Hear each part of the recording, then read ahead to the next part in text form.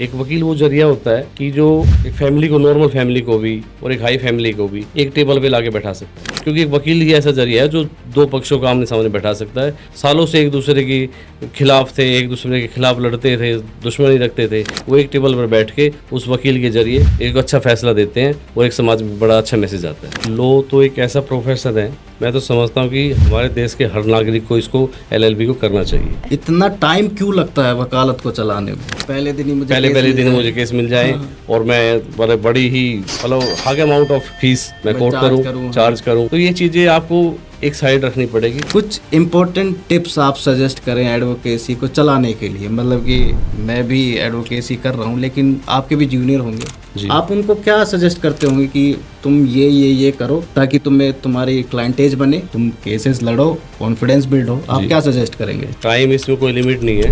हमारा प्रोफेशन एक समुंदर है, यहाँ कोई भी संपूर्ण नहीं है, कोई बिल्कुल कंप्लीट नहीं है। यहाँ तो रोजाना हमें सीखना पड़ता है।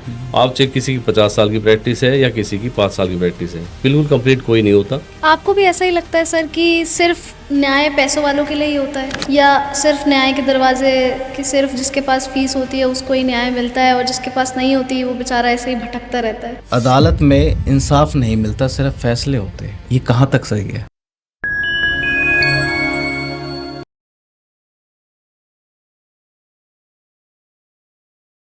नमस्कार, कैसे हैं आप सब? स्वागत है आपका 4th episode of due council में। जैसा कि आपको पता है, ड्यू काउंसिल का मेन मोटिव है कि एक आसान भाषा में जितना भी हो सके कानून के बारे में जानकारी एक लेमैन तक, लॉ स्टूडेंट्स तक, जितने भी लोग हैं उन तक कानून की सारी जानकारी हम पहुंचाएं। मैं हूं एडवोकेट बरखा जैन और मैं हूं एडवोकेट योगेश सोलंकी और आप देख रहे हैं ड्यू काउंसिल। और आज हमारे साथ हैं एक ऐसी शख्सियत जिनको वकालत में 22 साल का तजुर्बा है। वो गुड़गांव बार एसोसिएशन के फॉर्मर सेक्रेटरी रह चुके हैं और आज हम उनसे जानेंगे कानून के बारे में, वकालत के बारे में और जो समाज में गतिविधियां चल रही हैं कानून से जुड़ी हुई उनके बारे में। तो आज हमारे साथ है कमलजीत कटारिया जी। नमस्कार कटारिया साहब, आपका बहुत बहुत स्वागत है। Welcome sir. Thank you sir. हाँ, हमारे इस ड्यू काउंसिल के पॉडकास्ट में जी। तो कटारिया साहब, आप अपने बारे में कुछ बताइए। आप कितने सालों से प्रैक्टिस कर रहे हैं और लॉ को ही आपने एज अ करियर क्यों चूज़ करा? मैं कमलजीत कटारिया गुड़गांव गांव का रहने वाला हूँ और मैं एक गवर्नमेंट स्कूल में पढ़ा हूँ। मेरी सारी स्टडी गवर्नमेंट इंस्टीट्यूट में हुई है। मैंने पहले ग्रेजुएशन किया, फिर पोस्ट ग्रेजुएशन किया, फिर मैंने देन एक पर्सनल मैनेजमेंट का डिप्लोमा किया, देन मैंने LLB में एडमिशन लिया।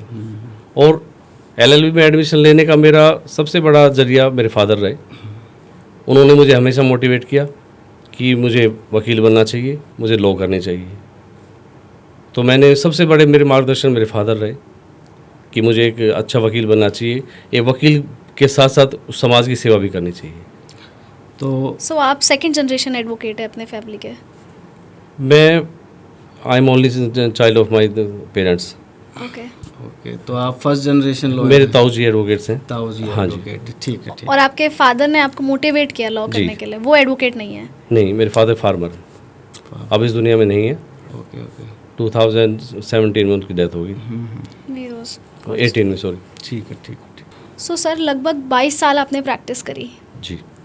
आपने कौन से एरिया ऑफ लॉ में प्रैक्टिस करी और वो चीज़ क्या मायने रखती है आपके लिए, और किस महत्व से आपने उस चीज़ के थ्रू जो आप समाज के लिए बेटरमेंट लाना चाह रहे थे, कैसे आपने उस चीज़ को जारी रखा? मैंने सिविल साइड से प्रैक्टिस की है और मेरे जो गुरु हैं श्री रामावतार गुप्ता जी, सिविल के अच्छे लॉयर हैं, बहुत ही कहते टॉप लॉयर हैं, सिविल की बहुत अच्छी नॉलेज है, बारीकी से नॉलेज है उनको।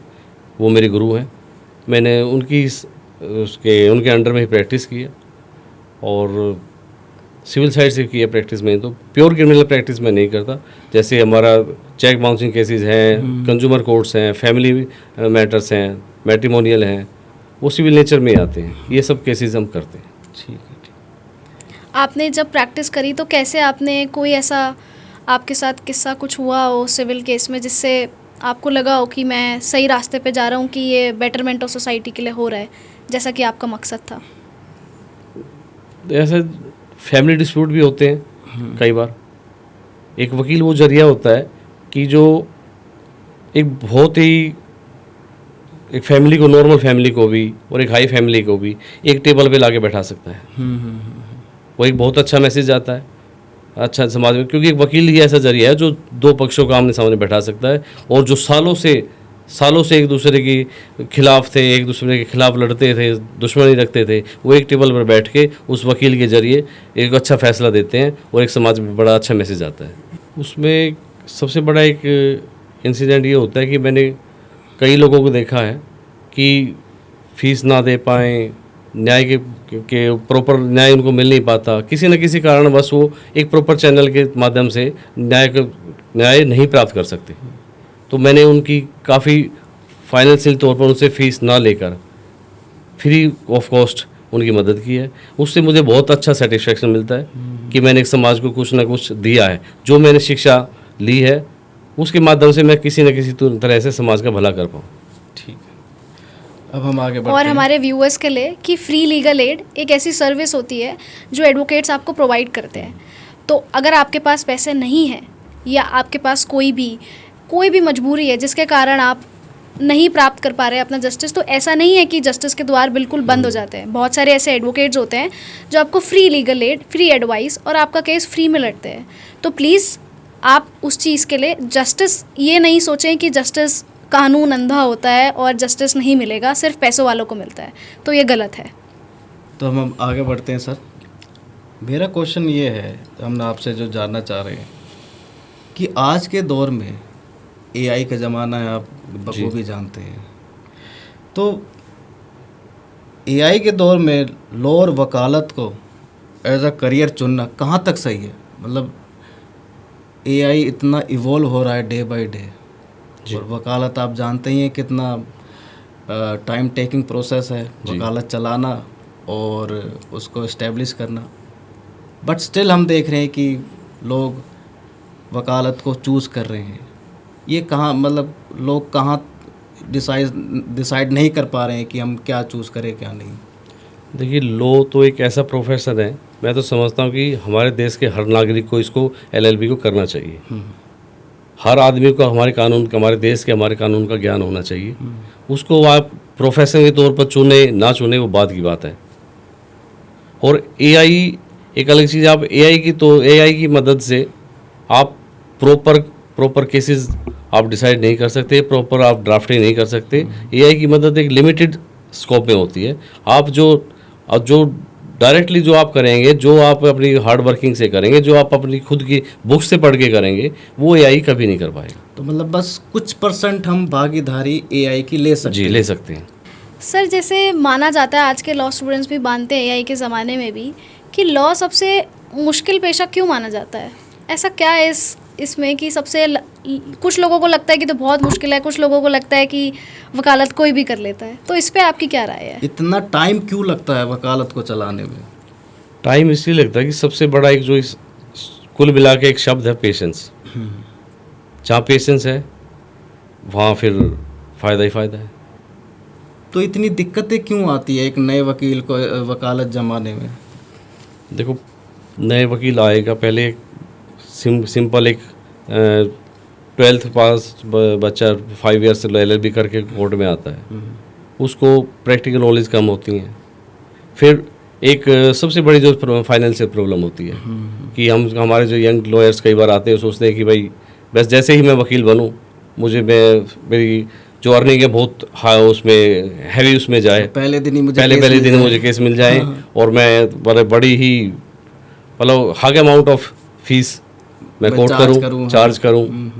तो ये चीज़ें आपको एक साइड रखनी पड़ेगी। सबसे पहले मैं ये कहता हूँ कि कोई भी हमारे यंगस्टर्स लोग आते हैं, न्यू कमर्स आते हैं, किसी न किसी एक अच्छे सीनियर्स को ज़रूर ज्वाइन करें। वो मैं आपसे आगे पूछूंगा कि एक अच्छे सीनियर की पहचान क्या होती है।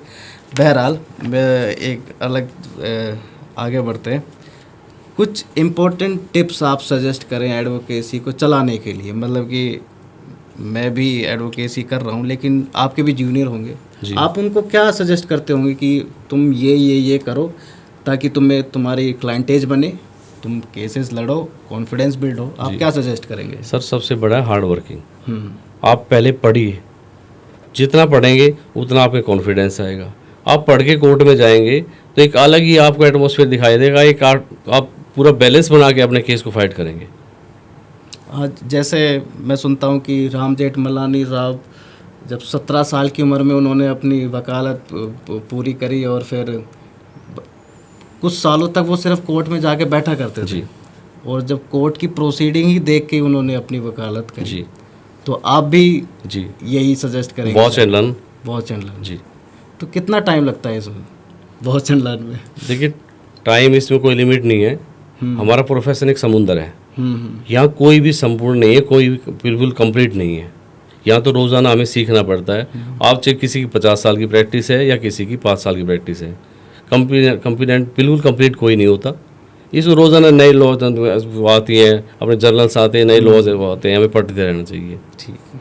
तो जैसा मैं पूछ रही थी कि बहुत लोग ये मानते हैं कि लॉ कोई भी कर लेता है और बहुत लोग ये मानते हैं कि लॉ बहुत मुश्किल पेशा है, तो इसमें आपकी क्या राय है?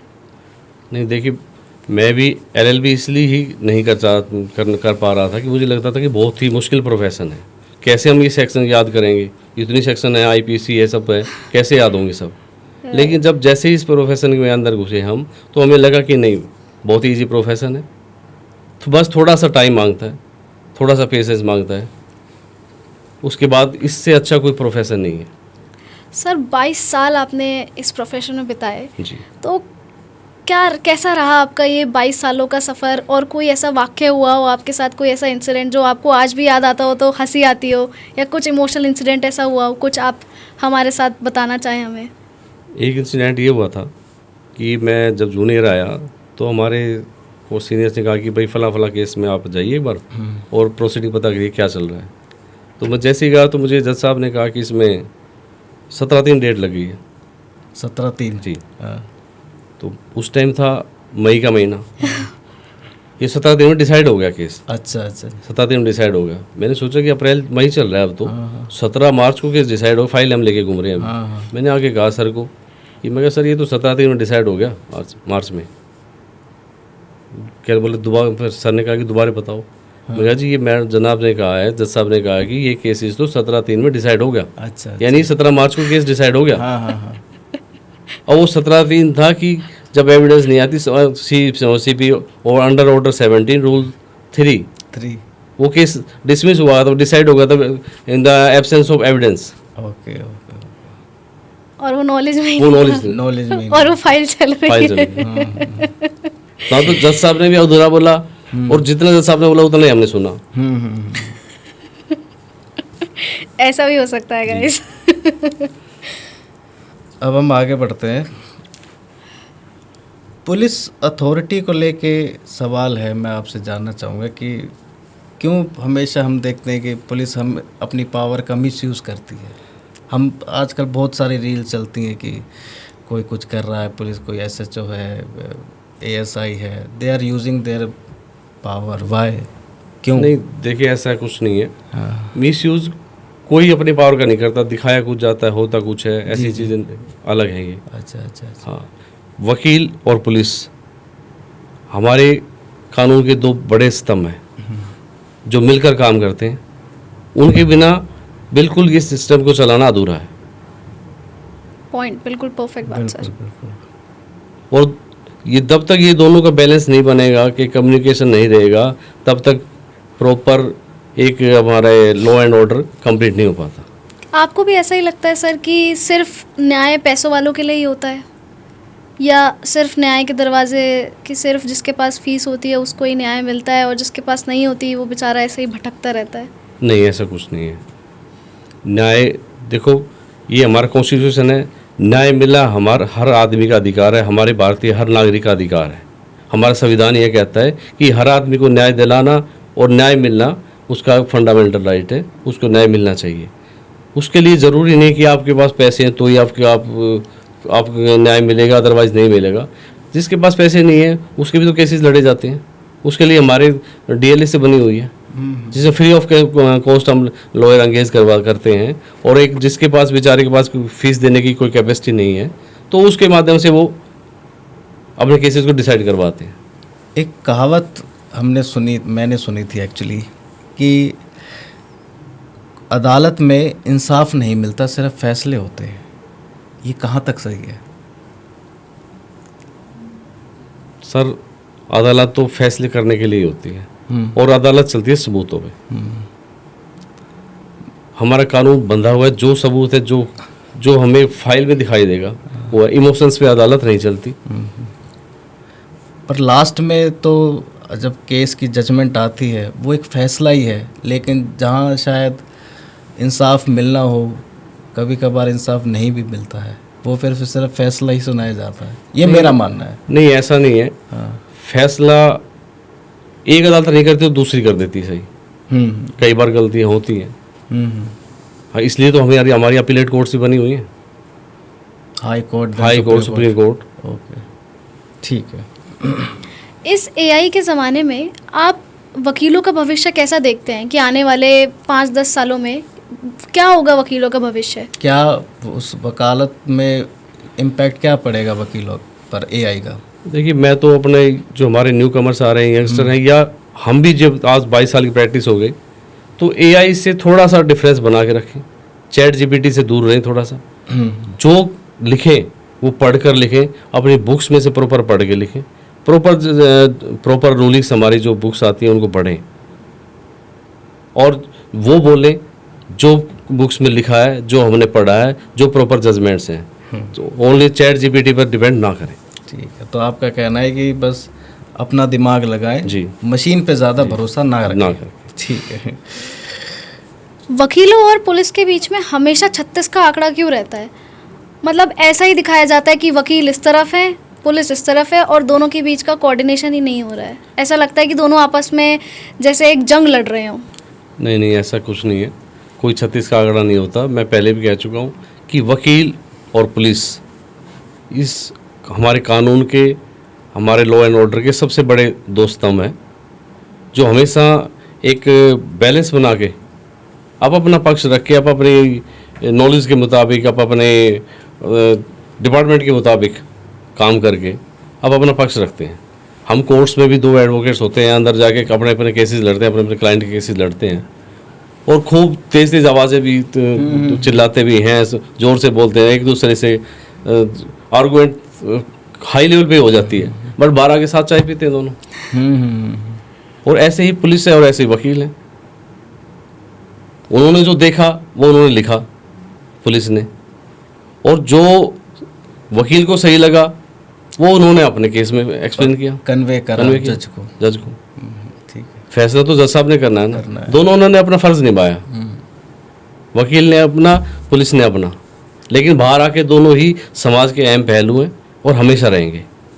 वो तो फिर आदरणीय कोर्ट को देखना है कि कौन सही है कौन गलत है। ठीक है, चलिए आगे बढ़ते हैं। मैं ये जानना चाह रहा हूँ कि अब मैं आम तौर पे एक बात करूँ, वैसे ही हमारी अदालत में हम सुनते हैं कि करोड़ों केसेस पेंडिंग है ऑलरेडी। हम चाहे ट्रायल कोर्ट ले लें, हाई कोर्ट ले लें, सुप्रीम कोर्ट ले लें, ऑलरेडी पूरे भारत में करोड़ों केसेस पेंडिंग है। ऊपर से हम आए दिन वकीलों की स्ट्राइक देखते हैं कि आज इस मुद्दे पे स्ट्राइक है, कल इस मुद्दे पे स्ट्राइक होगी। एक तो वैसे ही मेरा आप समझ गए होंगे मैं क्या पूछना चाह रहा हूँ कि एक तो वैसे ही काम पेंडिंग है और वकील फिर आए दिन स्ट्राइक करते रहते हैं। जी, तो ये कहाँ तक सही है वकीलों की स्ट्राइक करना? देखिए, स्ट्राइक हर आदमी को अपना हक लेने के लिए एक आवाज़ उठाने का हक है। उसमें वकील भी है और एक मजदूर भी है, सभी इसमें शामिल हैं।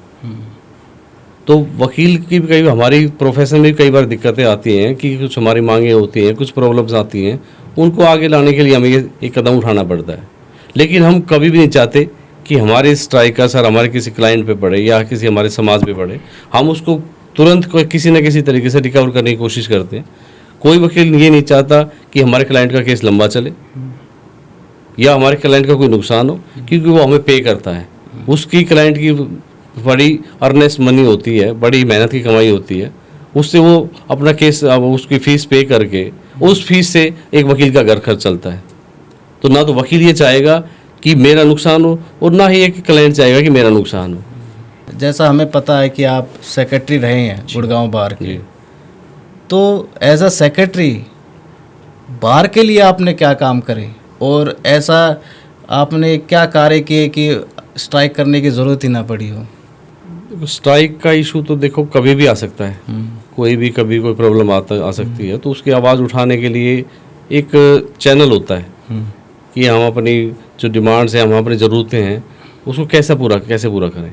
कई बार ऐसे होते हैं कि चीज़ें हमें आसानी से नहीं मिल पाती, तो उसके लिए अपनी आवाज़ उठानी पड़ती है कि दूसरे के किसी एक सामने वाले के पास अपनी आवाज़ किस तरीके से हम पहुँचाएँ। ये एक स्ट्राइक माध्यम है, ये कोई लड़ाई नहीं है।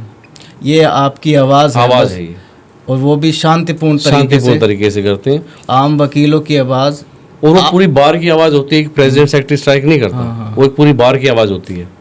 तो एज अ सेक्रेटरी आपने अपने दौर में बार के लिए क्या क्या कार्य किए? सर, मैंने इलेक्शन लड़ने से भी पहले भी ये सोचा था कि मैं अपनी बार के लिए, वेलफेयर के लिए बहुत ज़्यादा से ज़्यादा काम कर सकूं। मैंने उसी कोशिश को जारी रखा और मैंने जैसे ही मैं इलेक्शन मैंने जीता, उसके बाद मैंने सबसे पहले, हमारे यहाँ एक ड्रिंकिंग वाटर की बड़ी प्रॉब्लम थी, पीने के पानी की। हमने एक वाटर आरओ सिस्टम लगवाया, जो हमारे तिरंगा चौक बोलते हैं, झंडा चौक बोलते हैं, वहाँ पे लगा हुआ है।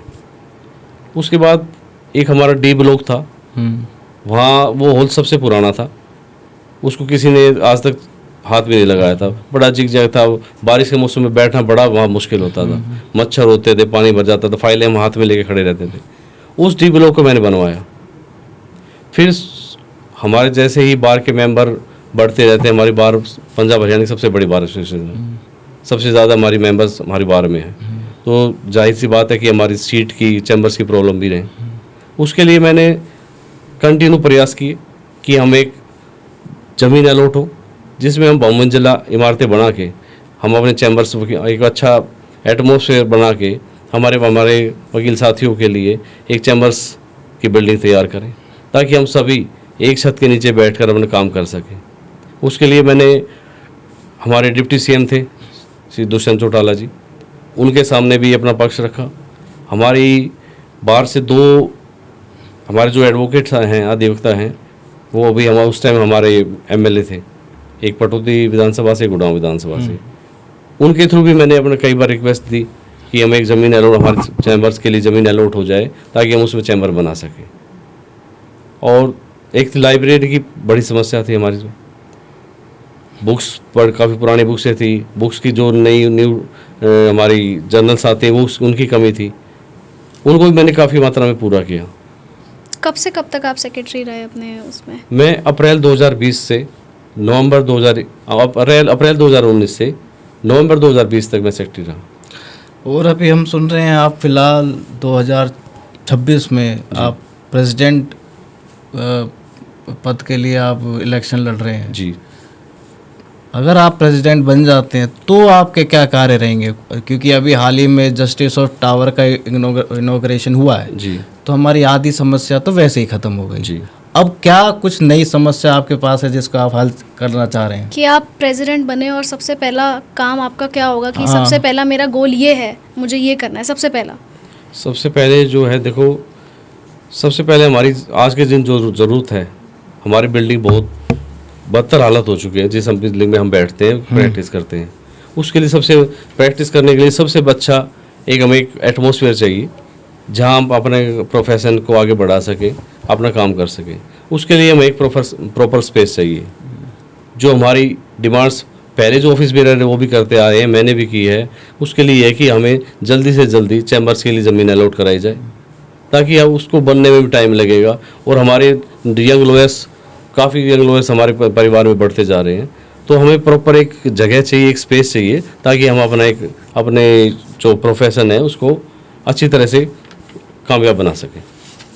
और कुछ अपने मोटो के बारे में बताइए कि आपने क्या अपने मोटो रख रखे हैं उसके प्रेसिडेंट बाद के लिए? सबसे बड़ी बात है एक लाइब्रेरी। हमारे यंगस्टर आते हैं, जुडिशरी की प्रिपरेशन भी करते हैं, उनको लिए एक अच्छी लाइब्रेरी का होना बहुत ज़रूरी है, ताकि वो वहाँ बैठ सकें और एक अच्छे प्रोफेसर अपने तैयारी कर सकें, और आगे जुडिशरी में, जिसको जुडिशरी में जाना है या अपनी पर्सनल तैयारी भी करनी है, तो एक अच्छे एटमॉस्फेयर में आप सब ये तैयारी कर सकें। सर, जैसे कॉर्पोरेट लॉ है और लिटिगेशन है, दो अलग अलग पहलू हैं कानून के। जी। आप क्या राय देते हैं फ्रेश लॉ ग्रेजुएट्स को कि किसकी तरफ उनको जाना चाहिए, कॉर्पोरेट लॉ या लिटिगेशन? क्यों और क्या क्यों चूज़ करना चाहिए अगर देखिए, आप कोई भी इसमें चूज़ करना अलग चाहिए? अलग बातें हैं। मैं चाहता हूँ लिटिगेशन में जाना चाहिए, पर सभी की ये रास्ता सभी के लिए आसान नहीं है कि सभी को पैसा भी चाहिए। जब कोर्ट में फर्स्ट टाइम आते हैं तो उनको फीस भी चाहिए, घर भी चलाना है, क्योंकि ये प्रोफेशन टाइम मांगता है। आप साल 2 साल 3 साल जब तक नहीं काम करेंगे, नहीं किसी के अंडर में काम करेंगे या नहीं सीखेंगे, तब तक आप कमा नहीं सकते। इसके लिए आपको पेशेंस चाहिए। और दूसरा तरीका ये है कि फिर आदमी जब मनी वाली इशू आता है, पैसे वाला इशू आता है, तो कॉर्पोरेट की तरफ दौड़ता है। तो मैं तो कहूँगा कि जो भी हमारे साथी कॉर्पोरेट में जाते हैं, साल 2 साल 4 साल वहाँ कीजिए काम, उनको एक्सपीरियंस भी मिलेगा। उसके बाद आप लिटिगेशन में आइए, तो दोनों और फिर इसी प्रोफेशन को जारी रखिए। जैसे सर आपका 22 साल का सिविल का एक्सपीरियंस है, जी। अगर कोई एक यंगस्टर जिसने अभी लॉ करी और वो कोर्ट आया और उसका बड़ा इंटरेस्ट है सिविल लॉ में, जी। तो उसके लिए आपकी क्या गाइडलाइंस है कि उसको क्या कुछ करना चाहिए कि वो सिविल लॉ में अपनी एक्सपर्टीज हासिल कर सके? सिविल लॉ बड़ा थ्योरिकल साइड है। क्रिमिनल में फिर भी हमारी एक एफआईआर पे केस पूरा डिपेंड करता है। सिविल में डॉक्यूमेंट्स ही डॉक्यूमेंट्स हैं, इसलिए आपको रेवेन्यू की, लॉ की, जजमेंट्स की सारी प्रॉपर नॉलेज होनी चाहिए। सबसे बड़ा है अटेंशन टू डिटेल, वो सबसे ज़रूरी है। ठीक है। एक ऐसी सलाह जो किसी को भी फॉलो नहीं करना चाहिए, what is one advice that nobody should follow, आप क्या सजेस्ट करेंगे? देखिए, सबसे बड़ा आता है और कॉन्फिडेंस। दूसरा, आप चैट जीपीटी पे डिपेंड ना करें, अपना दिमाग यूज़ करें। एक्सपीरियंस, जो आपके एक्सपीरियंस सीनियर हैं, उनसे ओपिनियन लेके फिर आप अपने केसेस को डिसाइड करें, उसमें ड्राफ्टिंग करें, उनकी जो हेल्प चाहिए वो लें। ये नहीं कि जल्दबाजी में मैं चैट जीपीटी किया और मैं केस ड्राफ्ट किया और मैं कोर्ट फाइल कर दिया। उसका नुकसान आपको नहीं होगा, उस क्लाइंट को होगा जिसने अपनी मेहनत के पैसे आपको दिए हैं, बिल्कुल, जो न्याय के लिए भटकता भटकता आपके पास आया और आपसे एक बहुत बड़ी उम्मीद रखता है। तो एआई की सलाह ना लें, ठीक है, और आज पड़ी उसे लिमिटेड स्कोप में उसको यूज करें, हाँ, पर उसको रीचेक करें। ये नहीं कि सारा ही काम चैट जीपीटी कर रहा है और आप अपना मोबाइल देख रहे हैं। एक असली वकील की ज़रूरत फिर भी है वेरिफिकेशन के लिए। तो सिर्फ असली सलाह आप उन वकीलों से लें जो कोर्ट में प्रैक्टिस करते हैं, ना कि अपने पड़ोसियों से। तो अब अगला सवाल, जैसे सर आजकल कंटेंट क्रिएशन बहुत चल रहा है, कंटेंट क्रिएशन बहुत चल रहा है कि जैसे हम भी कंटेंट क्रिएशन कर रहे हैं अभी फ़िलहाल, तो इसके बारे में आपकी क्या राय है और ये कितना अहमियत रखता है हमारी ज़िंदगी में? देखिए, कंटेंट क्रिएशन एक अच्छा स्कोप है, अच्छी चीज़ है, बट नॉलेज के अकॉर्डिंग, कि आप जो आपने पढ़ा है, जो आपने सही पढ़ा है और जो सही होना चाहिए वही आप समाज को दिखाएं, वही उसको कंटेंट को आप आगे लाएं। ये नहीं कि आप अधूरा ज्ञान किया और कंटेंट पे जारी कर दिया। जो आजकल वकील हम देख रहे हैं कि लीगल अवेयरनेस रील्स बना रहे हैं, मतलब लीगल अवेयरनेस तो क्या होती है, वो अपनी प्रमोशन कर रहे होते हैं इनडायरेक्टली जी। इसी दौरान वो कई बार जजमेंट की गलत साइटेशन करते हैं जी, कोई सेक्शन को गलत तरीके से पेश करते हैं। ये कहाँ तक घातक हो सकता है? ये तो सर हमारे समाज के लिए बहुत बड़ा नुकसानदायक सिद्ध होगा। और जुडिशरी से लोगों का विश्वास उठ जाएगा, वकालत के पैसे से लोग दूर भागने लग जाएंगे, कोई क्लाइंट नहीं आएगा। सब जो हम ये समाज को मैसेज देता है कि न्याय है, इस देश में न्याय मिलेगा, हम कोर्ट में जाएंगे, हम अदालत जाएंगे तो हमें न्याय मिलेगा, वो चीज़ें सब खत्म हो जाएंगी। हाँ, वो हम देखते हैं कि पुलिस आपकी चाबी नहीं निकाल सकती। हाँ, ऐसे वो वाला उसमें बताओ तो सही कि उसमें किस सेक्शन में स्पेसिफिकली क्या लिखा है, वो आजकल नहीं बताते। ओवरव्यू जो ऊपर से हमारा मिर्च मसाला लगा के वो बता दिया, आपने व्यूज़ ले लिए, बस आपका काम हो गया जी। और फिर क्लाइंट रील्स देख के आ जाता है, हाँ इसको तो ये तो ईजी है, फिर वो पुलिस से भिड़ जाते हैं। फिर वो पुलिस से भी भिड़ जाते हैं। जजमेंट्स आती हैं, वो जजमेंट्स को डिटेल में पढ़िए, आप फर्स्ट पेज पढ़ के ही डिसीजन ना लें। हाँ, गो थ्रू करिए पूरी जजमेंट को, लास्ट में देखिए कि हुआ क्या। सर मुझे याद आया, अभी मैंने थोड़ी देर पहले जिक्र करा था, मैं कुछ बातें रह गई पूछनी, मैं दोबारा पूछ लेता हूँ। जब आप सेक्रेटरी थे जी तब आपने अपने कार्यकाल में क्या क्या काम किए, मैं स्पेसिफिकली पूछना चाह रहा हूँ। जी और उस वक्त क्या काम रह गए जो अब आप, जब अगर आप प्रेसिडेंट बनते हैं तो अब आप उनको पूरा करना चाहेंगे? एक तरीके का आपका विजन, मेन एम्स जो आप लेके चल रहे हो क्या कि ये इमेज मेरा देखते हैं आप गुड़गांव बार की एज अ प्रेसिडेंट? जी जब मैं सेक्रेटरी था तो मैंने अपनी तरफ से काफ़ी कोशिशें की कि मैं बार के वेलफेयर के लिए काफ़ी बेटर कर पाऊँ। उसके लिए मैंने ड्रिंकिंग वाटर के लिए भी काम किया, एक आरओ सिस्टम हमने लगवाया, कुछ पोटा केबिन्स भी हमने बनवाए, सीटिंग प्रॉब्लम थी। लाइब्रेरी की भी कुछ अपडेट करने के लिए हम उसमें कुछ काम किए। मेडिकल फैसिलिटी के लिए मैंने एक मेडिकल पॉलिसी के भी एक कैंप लगाया था। देन कोविड आ गया था और लॉकिंग हो गया, अपना लॉकडाउन लॉकडाउन हो गया था, तो देन वो आगे प्रोसेस नहीं हो पाया। मैंने फ्री ऑफ कॉस्ट 1 वीक की coaching classes, judiciary coaching classes लगाई और काफ़ी हमारे न्यू कमर्स ने उसमें इंटरेस्ट लिया। वो मुझे बहुत अच्छा लगा, वो जो उन्होंने 1 वीक उन्होंने कोचिंग ली, उनका इंटरेस्ट देखते हुए कि मैं सोचता था कि हमारे कोर्स में ये चीज़ें कंटिन्यू होनी चाहिए। तो क्या ये इसको हम आगे भी देखेंगे जी। जब अगर आप प्रेसिडेंट बन प्रेसिडेंट बन जाते हैं? जाएंगे जी, तो मुझे हमारी बार ये मौका देती है, मैं प्रेसिडेंट बनता हूँ, मैं पूरी कोशिश करूँगा कि हमारी बार के लिए बेस्ट करके दूँ। ये मेरी पर्सनली बहुत इच्छा है कि मैं अपनी बार के लिए 24 आवर्स अवेलेबल रहूँ, उनके लिए ज़्यादा से ज़्यादा अपनी बार के वेलफेयर के लिए काम कर सकूँ। उसमें सबसे बड़ी जुडिशरी ये जो कोचिंग वाली है, जुडिशरी की कोचिंग की जो हमारी ये टाइमिंग है, जो फ्री ऑफ कॉस्ट कोचिंग है, कि हमारे सभी लॉयर्स नहीं ले पाते कोचिंग, क्योंकि कॉस्टली भी होता है, टाइमिंग भी होती है, और उनको उसी प्रीमिसेस में जहाँ वो वकालत करते हैं वहीं वो कोचिंग मिल जाए तो इससे बेटर कुछ नहीं। और उसके बाद उसको सेकेंडरी है प्रॉपर एक अच्छी library, well maintain library, digital library, और एक अच्छा एटमॉस्फेयर उनको मिलना चाहिए ताकि वो अपनी तैयारी कर सकें। बूथ बार के क्या मायने हैं?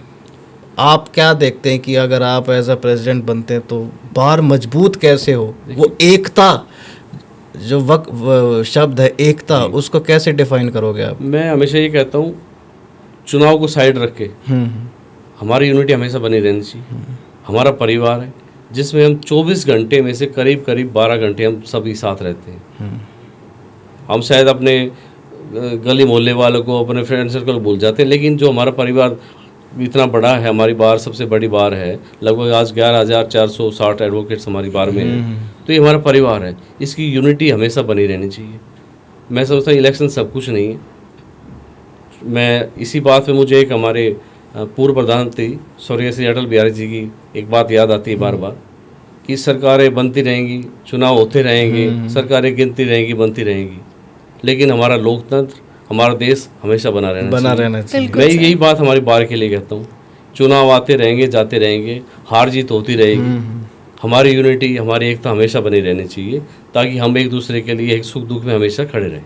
हमारी बार रहनी चाहिए, हमारी बार रहनी चाहिए। हमारी बार है तो हम हैं, वरना कुछ नहीं। बहुत अच्छा सुझाव और आपके विचार आज हमने सुने। तो इस बार के उत्थान के लिए आपने, खैर आप प्रेसिडेंट बनोगे तो जाहिर सी बात है आप काम करोगे, लेकिन फ़िलहाल आपका कैंपेन चल रहा है, फ़िलहाल आप किस कार्य में लगे हुए हैं? आपने क्या किया बार के लिए?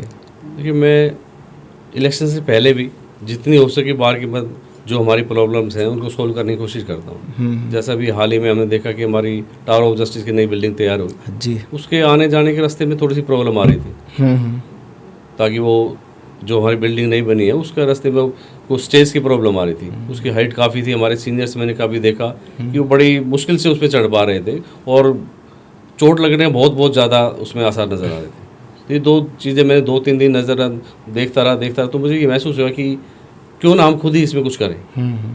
तो मैंने उसमें स्टेज बनाई, प्रॉपर उसमें ग्रिल लगवाई, ताकि हम सभी एडवोकेट्स, वो मेन रास्ता है हमारे कोर्ट्स का, आने जाने के लिए प्रॉपर रास्ता बन सके।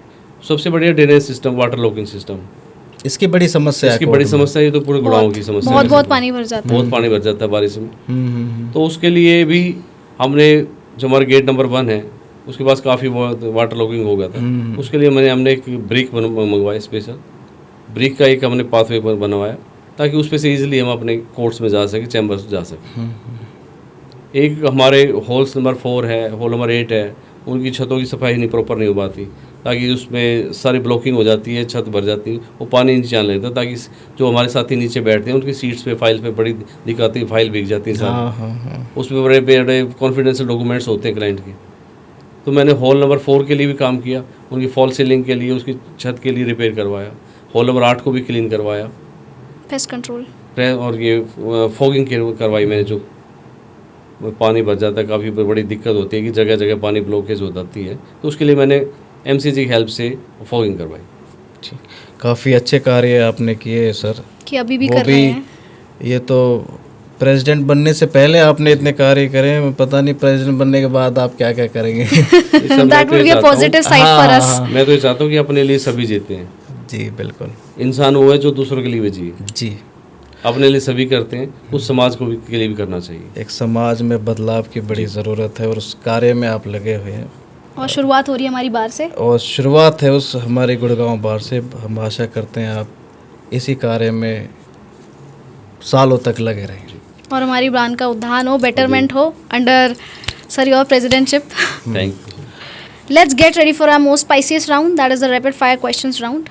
Sir, trial court, high court या सुप्रीम कोर्ट, सबसे ज़्यादा खुशी कहाँ मिलती है? Trial court. नया क्लाइंट झूठ बोल रहा है, ये जज करने में आपको कितने सेकंड्स लगते हैं? 2 सेकेंड्स। गुड ड्राफ्टिंग या sharp cross examination? Good drafting. एक ऐसी चीज़ जो लॉ स्कूल में सिखाई गई लेकिन 22 साल की प्रैक्टिस में आपके एक भी दिन काम नहीं आई? शॉर्ट क्वेश्चंस का लेंथी आंसर बनाना। प्रोफेशनल सक्सेस में सबसे ज़्यादा बड़ा रोल किसका है? प्योर हार्डवर्क या सॉलिड नेटवर्किंग? Pure hard work. वो एक ऐसी हरकत जो क्लाइंट करे तो आप केस लेने से तुरंत मना कर देते हैं? चैट GPT हेल्प से जो क्लाइंट हमारे पास वकील बनकर आते हैं उनके मना कर देते हैं। आप खुद लड़ लो। बॉलीवुड का सबसे एक्यूरेट या सबसे एंटरटेनिंग ऑन स्क्रीन लॉयर कौन लगा? सन्नी देओल। सन्नी देओल। इंदामिनी। दामिनी, वाह। तारीख पे तारीख पे तारीख।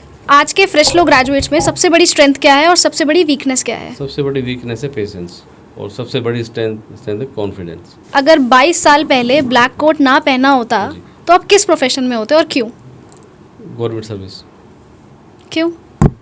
मेरा बचपन से ही इंटरेस्ट था कि मैं गवर्नमेंट सर्विस ज्वाइन करूं और एक आम तौर पर अब जो सिंपल लाइफ होती है वो अपनी लाइफ आगे बढ़ाऊं। तो guys that was our rapid question round. Sir, अब जैसे हम we are proceeding towards the end of this podcast, आप एक मैसेज जो आज के फ्रेश लो ग्रेजुएट्स को या जो लॉयर्स हैं जो प्रैक्टिस कर रहे हैं कोर्ट में, जो इस पॉडकास्ट को देख रहे हैं, या एक लेमैन जो इस पॉडकास्ट को देख रहा है, आप कुछ एक ऐसा मैसेज देना चाहें उनको तो प्लीज़ सर एक मैसेज। मेरा सबसे बड़ा एक मैसेज ये है, बी ऑनेस्ट। आप अपने प्रोफेशन के प्रति और अपने क्लाइंट के प्रति ऑनेस्ट रहिए। इससे बड़ा कोई यंत्र नहीं है, कोई रामबाण नहीं है। ईमानदारी हमेशा आपको पे करती है। और सर आप कोई मैसेज देना चाहें अपने लिए तो? आप सभी को नमस्कार। मैं Kamaljeet Kataria advocate, former secretary district bar association Gurugram. मैं हमारी बार के आने वाले चुनाव में प्रेसिडेंट पोस्ट के लिए इलेक्शन कंटेस्ट कर रहा हूं। मेरा हमारी बार के सभी अधिवक्तागण से अनुरोध है कि कृपया मुझे अपना आशीर्वाद, अपना सहयोग और अपना कीमती वोट देकर विजय बनाएं। मैं आप सबको विश्वास दिलाता हूं, जैसे मैंने अपने सचिव पद पर रहते हुए हमारी बार के हित के लिए कार्य किया, मैं आगे भी हमेशा हमारी बार के सुख दुख में सबके साथ खड़ा रहूँगा और हमारी बार के लिए हमेशा वेलफेयर के लिए काम करूँगा। Thank you. तो guys, this was our podcast with advocate Kamaljeet Kataria, जिन्होंने अपने 22 साल के एक्सपीरियंस को आपके लिए रखा, आपके लिए एडवाइस दी और ये भी बताया कि फ्री लीगल एड कितना ज़रूरी है, और उन्होंने भी अपने लाइफ में फ्री लीगल एड की तरफ से कैसे फॉर बेटरमेंट ऑफ सोसाइटी करी। तो आज सर से हमने जाना कि आज हमने सर से बात करी कानून के बारे में। सर ने हमें काफ़ी सारी बातें बताई, काफ़ी सारे सुझाव दिए, नए वकीलों को सुझाव दिए, और जो सर जिस कार्यरत हैं और जो इन्होंने भूत काल में जो कार्य किए और जो भविष्य में अब करने वाले हैं वो भी हमें बताए, और जो अभी भी कार्य कर रहे हैं वो उन्होंने उसके बारे में भी बताया। और हम आशा करते हैं इनके ये इसी कार्य में हमेशा लगे रहें, समाज में एक बदलाव ये जो चाह रहे हैं वो पूर्ण रूप से करें। और हम कामना करते हैं कि जिस पद के लिए ये खड़े हो रहे हैं उस पद में इनको सक्सेस मिले, और we wish him all the luck.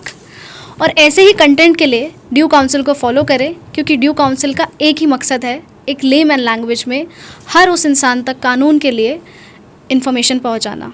Thank you.